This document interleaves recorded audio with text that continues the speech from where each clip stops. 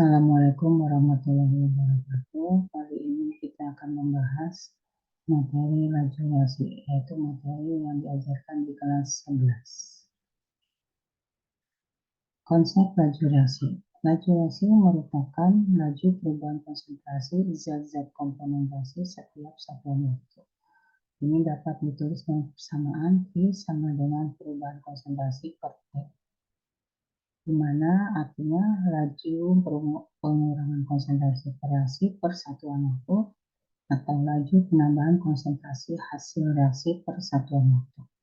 Perbandingan laju perubahan masing-masing komponen sama dengan perbandingan koefisien reaksinya. Pada reaksi misalnya N2 ditambah 3H2 menjadi 2NH3, ini laju reaksinya merupakan laju penambahan konsentrasi NH3 atau laju pengurangan konsentrasi N2 dan H2. Laju reaksi dapat dipengaruhi oleh beberapa faktor, yaitu yang pertama suhu, kedua konsentrasi, ketiga luas permukaan bidang sentuh atau ukuran partikel, dan keempat katalis. Mari kita lihat satu persatu. Pertama yang akan kita lihat adalah suhu. Suhu. Pada kenaikan suhu dapat mempercepat laju reaksi, dikarenakan dengan naiknya suhu, maka energi kinetik partikel zat-zat akan meningkat, sehingga memungkinkan semakin banyaknya tumbukan efektif yang menghasilkan perubahan. Hubungan kuantitatif perubahan suhu terhadap laju reaksi dapat dilihat dari hasil suatu percobaan berikut. Pada suhu 10 derajat Celcius, laju reaksinya 0,3. Pada suhu 20 derajat Celcius, laju reaksinya 0,6. Pada suhu 30 derajat Celcius, laju reaksinya 1,2. Pada suhu 40 derajat Celcius, laju reaksinya menjadi 2,4. Ini dapat disimpulkan pada suhu T, maka laju reaksinya adalah V. Hubungan kuantitatif perubahan suhu terhadap laju reaksi dari hasil percobaan tadi, maka diperoleh hubungan setiap kenaikan suhu 10 derajat Celcius, maka laju mengalami kenaikan 2 kali lebih cepat dari semula. Maka secara matematis dapat dituliskan dengan rumus Vt sama dengan V0 dikali 2 pangkatan T min T0 per 10, di mana Vt adalah laju reaksi pada suhu T dan V0 adalah laju reaksi pada suhu T0 atau suhu awal. Faktor kedua yang mempengaruhi laju reaksi adalah konsentrasi. Konsentrasi akan mempengaruhi laju reaksi karena banyaknya partikel memungkinkan lebih banyak tumbukan, dan itu membuka peluang semakin banyak tumbukan efektif yang menghasilkan perubahan. Ilustrasinya, mana yang lebih mungkin terjadi tabrakan? Di jalan yang lenggang atau di jalan yang padat? Tentu saja akan lebih mungkin terjadi tabrakan adalah di jalan yang padat. Hubungan kuantitatif perubahan konsentrasi dengan laju reaksi tidak dapat ditetapkan dari persamaan reaksi, tetapi harus melalui percobaan. Dalam penetapan laju reaksi ditetapkan yang menjadi patokan adalah laju perubahan konsentrasi reaktan. Ada reaktan yang perubahan konsentrasinya tidak mempengaruhi laju reaksi seperti berikut. Konsentrasi reaktan yang berubah, delta reaktan, sama dengan perubahan laju reaksi. Perubahan konsentrasi reaktan diumpamakan dengan X sama dengan X, itu sebanding dengan perubahan laju yang sama dengan 1. Artinya X pangkat berapa hasilnya 1. Ya, X pangkat N sama dengan 1, maka N-nya adalah 0.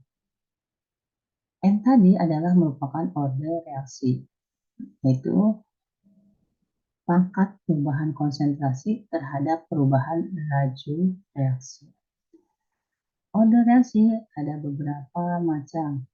Ada yang berorder 0, berorder 1, atau berorder 2. Pada reaksi berorder 0, di mana tidak terjadi perubahan laju reaksi berapapun perubahan konsentrasi per reaksinya. Sedangkan pada reaksi berorder 1, akan terjadi perubahan konsentrasi. Bila reaksinya 2 kali dinaikkan akan menyebabkan laju reaksi menjadi lebih cepat 2 kali.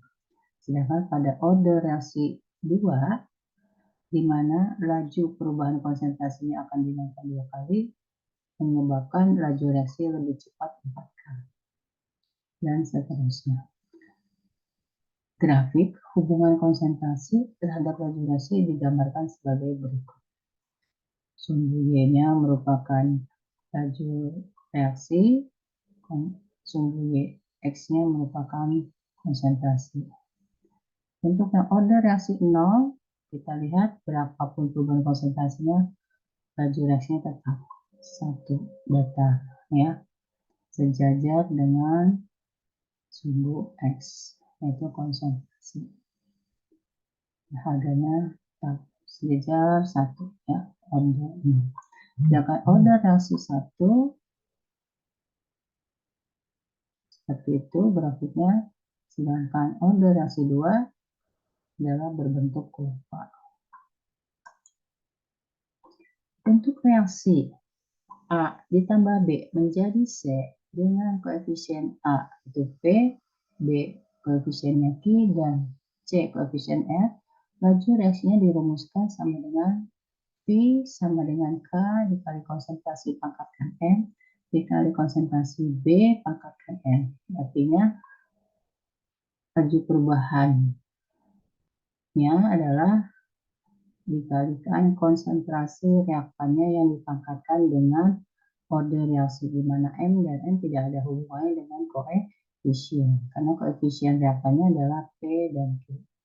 Artinya dari persamaan ini V sama dengan K dikali konsentrasi A pangkatkan M dikali konsentrasi B pangkatkan N adalah K merupakan tetapan laju reaksi, M adalah order reaksi untuk konsentrasi A, N adalah order reaksi untuk zat B, sedangkan order reaksi totalnya merupakan penjumlahan dari order A dan order B, yaitu M ditambah N.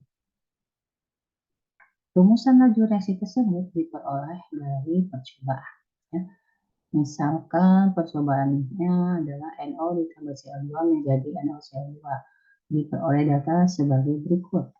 Pada percobaan pertama, jika konsentrasi NO-nya 0,1, konsentrasinya Cl2 0,1, maka lajunya 4. Pada percobaan kedua, jika konsentrasi NO-nya 0,1, konsentrasi Cl2 0,2, maka lajunya menjadi 16. Sedangkan pada percobaan ketiga, konsentrasi NO-nya 0,2, konsentrasi Cl2-nya 0,1, laju yang didapat adalah 8. Bagaimana laju yang didapat pada percobaan keempat? Jika konsentrasi NO-nya 0,3, Cl2-nya 0,3, berapa laju yang didapat? Laju yang didapat ini akan didapat dari hasil data percobaan 1, 2, dan 3, seperti paparan berikut ini. Rumusan laju reaksi untuk reaksi tersebut adalah sebagai berikut. Kita belum tahu ordernya masing-masing. Jadi ditulis dulu V sama dengan K dikali konsentrasi NO pangkatkan M dikali konsentrasi Cl2 dipangkatkan N. Untuk mencari order NO yaitu N, cari yang konsentrasi Cl2-nya tetap, yaitu pada percobaan 1 dan 3. Berarti perubahan konsentrasi NO pangkatkan M sama dengan delta V, yaitu konsentrasi NO3 percobaan ketiga dibanding konsentrasi NO percobaan pertama dipangkatkan M sama dengan laju pada percobaan 3 dibagi laju pada percobaan pertama. 0,2 dibagi 0,1 pangkatkan M sama dengan 8,4. 2 pangkatkan M sama dengan 2, maka order NO didapat harganya 1. Pada untuk menghitung order Cl2 adalah N didapat dari percobaan 1 dan 2, yaitu yang konsentrasi NO-nya tetap. Artinya perubahan konsentrasi Cl2 dipangkatkan N sama dengan perubahan laju reaksi.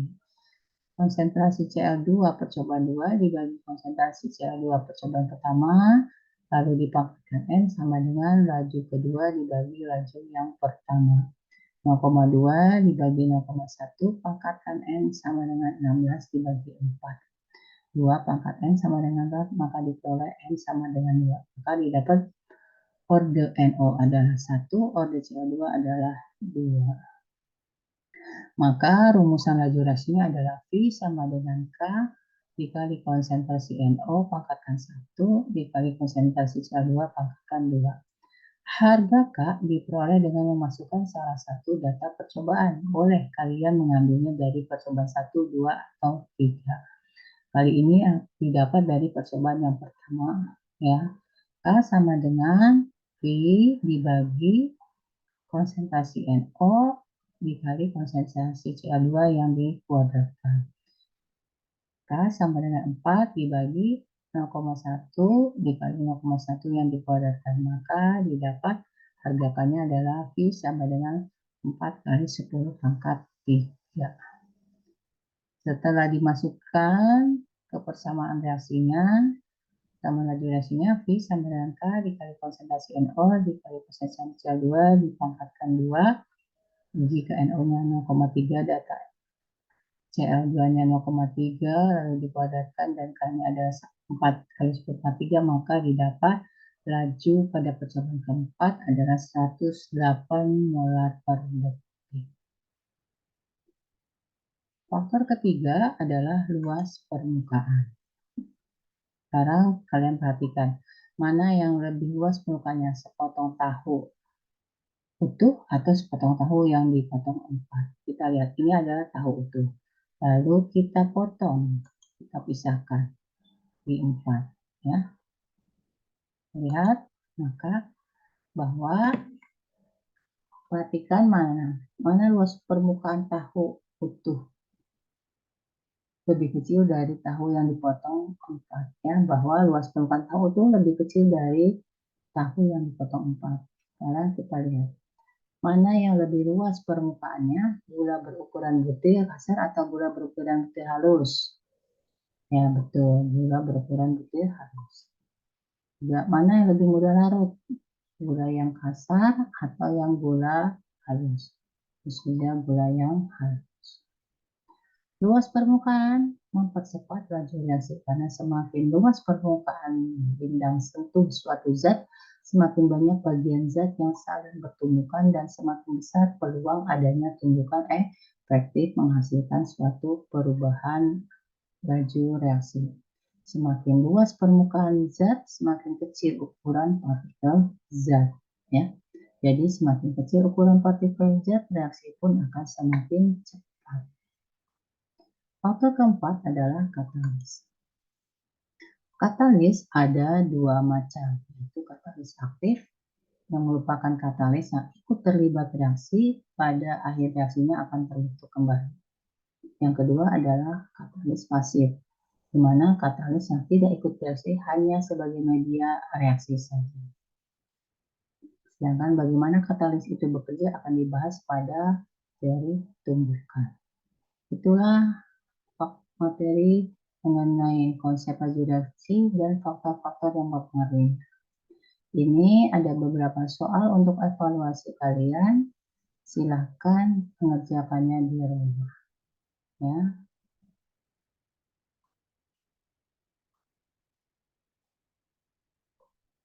Oke, sampai di sini dulu. Lebih kurangnya mohon maaf. Assalamualaikum warahmatullahi wabarakatuh.